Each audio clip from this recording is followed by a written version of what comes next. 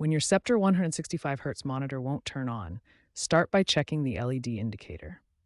This small light provides crucial diagnostic information about what's happening inside your monitor. No LED light usually indicates complete power failure. Check your power adapter and connections first. A red or orange LED means the monitor is in standby mode, suggesting a signal or cable issue rather than power. A blue LED with no display suggests panel or backlight failure, while a blinking LED often means internal protection mode is activated due to a hardware issue. Next, test your power adapter using a multimeter. Power adapter failure accounts for about 40% of monitor issues, making this a critical diagnostic step. Use a multimeter to verify the adapter is delivering the correct voltage, typically between 12 and 19 volts.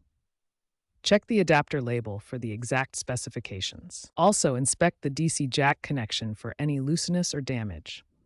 A loose connection can cause intermittent power issues that are often mistaken for adapter failure. Understanding the statistics helps prioritize your troubleshooting. Power adapter failure causes 40% of monitor issues, while overall power delivery problems account for 15 to 20% of all Sceptre monitor issues. By following this systematic approach to power diagnosis, you can quickly identify whether the issue is with the power adapter, DC connection, or requires further investigation into internal components. When power isn't the issue, cable and display problems are often the culprit. High refresh rate monitors like the Sceptre 165Hz have specific cable requirements that many users overlook. Start by testing different cables and ports. Many connection issues stem from using older HDMI 1.4 cables or damaged ports. Try connecting to different HDMI or DisplayPort inputs on both your monitor and graphics card. EDID corruption is a common but often overlooked issue.